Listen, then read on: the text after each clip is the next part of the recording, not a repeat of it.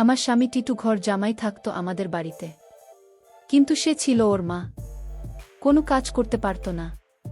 কিন্তু তাকে আমি অনেক পছন্দ করতাম, তাই বিয়ে করে ফেলি।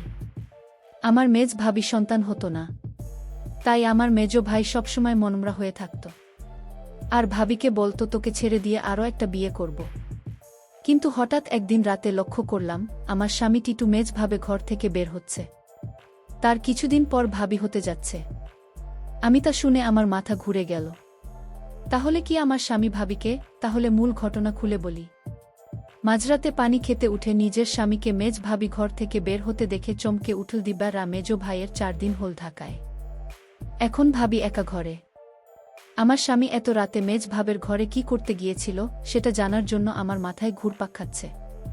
এই ঘরের দিকে স্বামীকে আসতে দেখেই দরজা ভিজিয়ে দিয়ে বিছানায় উঠে ঘুমানোর অভিনয় করল দিবালা। তার স্বামী দরজা ঠেলে সন্তর্পণে হেঁটে এসে বিছানায় তার পাশে শুয়ে পড়ল। দিবা রাই বাড়ির মেয়ে, তার স্বামী ঘর জামাই।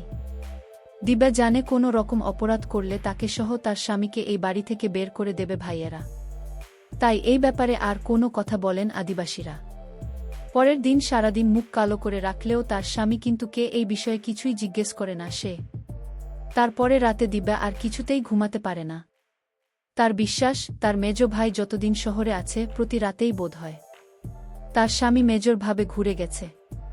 কিন্তু ঘরে গিয়ে কি করল এইটা তো আমি দেখি নাই, শুধু দেখতাম মেজ ভাবের ঘরে যেত। কেন যেত? দিবার মনে সন্দেহ সৃষ্টি হল।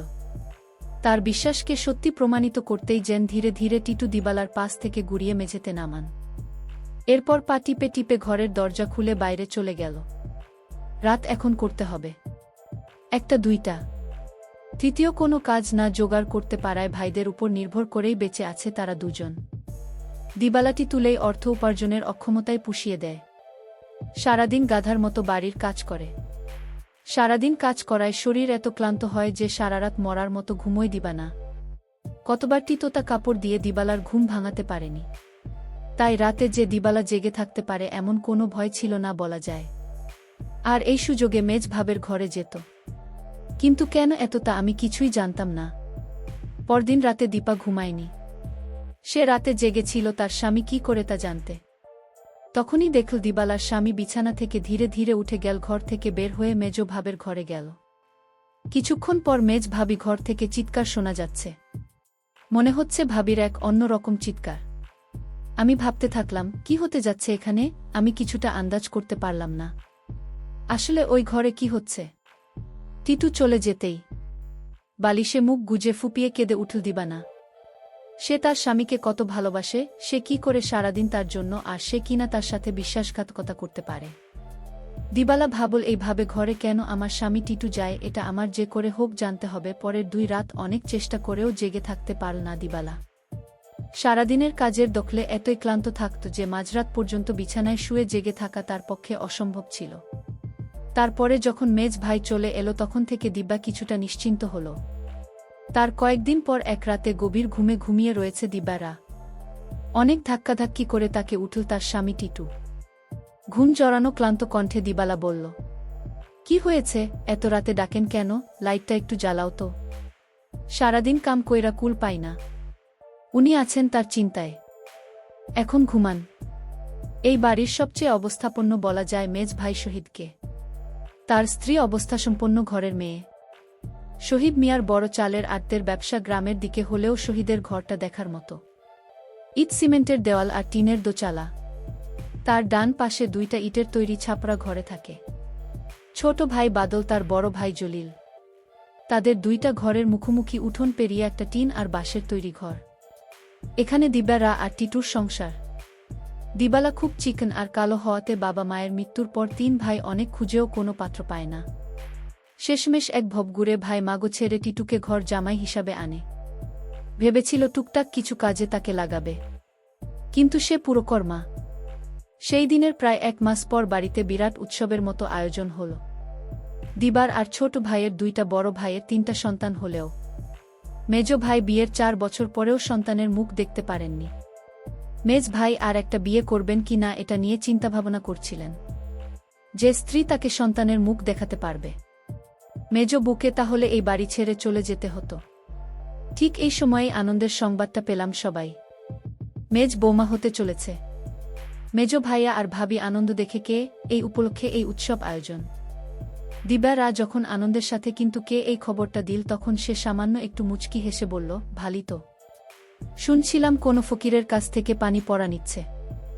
ফকির কামেল? সে ও কি যাবে নাকি সেই ফকিরের কাছে? কোথায় থাকে সে? যেখানেই থাকুক তুমি যাবে কিনা সেটা বল। দিবালা বলল, আমার দরকার নাই। আমি সবই বুঝি, তুমি ভাবে ফকিরের কাছ থেকে পানি পড়া এনে দাও, এটা তোমার বানানো কথা। এটা আমি বিশ্বাস করি না। দিদারা আরও বলল, আমি একদিন তোমার এই রহস্য খুঁজে বের করব। আর যেদিন তুমি ধরা পড়বে সেদিন বুঝতে পারবে তোমার কি অবস্থা হয়। কিন্তু তখন বলেছিল তুমি আমাকে বিশ্বাস করো না। দিবালা বলল, করি, কিন্তু তুমি তোমার প্রতি আমার বিশ্বাস দিন দিন উঠে যাচ্ছে। যতদিন পর্যন্ত আমি জানতে না পারব তুমি মেজ ভাবের ঘরে কেন যাও ততদিন পর্যন্ত তোমার প্রতি আমার বিশ্বাস হবে আর হবে না। দিবা রাই কথা বলে ঘুমাতে গেল। তার স্বামীটি তো তার সাথে শোয়া ছিল, কিন্তু হঠাৎ করেই দেখল তার স্বামী বিছানায় নাই। তখন দীপারা চিন্তায় পড়ে গেল। আজও চলে গেল। ভাবি রুম থেকে এক প্রকার চিৎকার আসতে শুরু করল। আমি কিছুই বুঝতে পারলাম না এটা কিসের চিৎকার। মনে হচ্ছে মেয়েলি কণ্ঠ। প্রায় 1 ঘন্টা পর দিবালা দেখতে পেল মেজ ভাবি রুম থেকে বের হতে। দিবার মনে দিন দিন সন্দেহ বাড়তে লাগল। তারপর দিবালা ভাবল, একদিন আমি জানালা দিয়ে দেখব তারা কি করে। দিবার স্বামী দিন দিন দিবালার প্রতি কমে যাচ্ছে। কিন্তু আজ 2 দিন যাবৎ দিবালার স্বামী মেজ ভাবে রুমে যাচ্ছে না, সেটা লক্ষ্য করল দিবালা। দিবারা তার স্বামী তাকে জিজ্ঞেস করল, একই আজকাল তো তোমায় আর দেখি না ভাবি রুমে যেতে। তার স্বামী তাকে একটা কাপড় দিয়ে বলল, তোমার বাবার বাড়ি থাকি বলে তুমি কি আমায় যা বলবে তাই মনে করবে? সব কিছুর ভিতর শুধু কি তোমার অধিকার আছে আমার নেই? এর মধ্যে হঠাৎ খবর আসলে মেজ ভাবি মা হতে চলেছে। দিবা সেটা শুনে চমকে গেল। কারণ মেজ ভাবি স্বামী মানে আমার মেজ ভাই, এত সমস্যা ছিল। তাহলে কিভাবে সে মা হতে চলল? আমার মাথায় কোনো কাজ করছে না। আমার মনে সন্দেহ হতে লাগল। দিবার তার স্বামীকে বলল, আপনি এখন আর দেখি দিবার রুমে যান না কেন? তখন কি করব সেটা আমার ব্যাপার। যাই হোক, আমি এবার অপেক্ষায় আছি কখন আবার আমার স্বামী তার রুমে যায় সেই প্রতীক্ষায়। এর কিছুদিন পর তার স্বামী কিভাবে রুমে গেল, তারপর আমি জানলা দিয়ে যা দেখলাম তা দেখে আমার চোখ ছানাবড়া হয়ে গেল। দিবালা এই দৃশ্য দেখে সে বিছানায় শুয়ে কান্না করতে লাগল। ঠিক তখনই আমার স্বামী তো আমার রুমে এসে পড়ল। আর আমায় বলতে লাগল, আরে শাহানা, লাইট জ্বালাও না। দেখ কি দেয়। বিরক্ত হয়ে বিছানা থেকে নেমে লাইট জ্বালালো দিবানা। তারপর চকিতে এসে বসল। কিন্তু তার সবগুলো দাঁত বের করে হেসে পাঞ্জাবির পকেট থেকে এক জোড়া চুড়ি বের করল। আর একটু কাছে আসো, পোড়া দেয়। চুলগুলো দেখে চিনল দিবালা এগুলো শোনে। আর এর মালিক যে মেজ ভাবি ছাড়া কেউ না, তাও সে ভালো করে জানে। সে ভয়ে ভয়ে ফিসফিস করে বলল, এগুলো তো মেজ ভাবে। তুমি পায় না কই? আরে ভয় পায় না, চুরি করি নাই।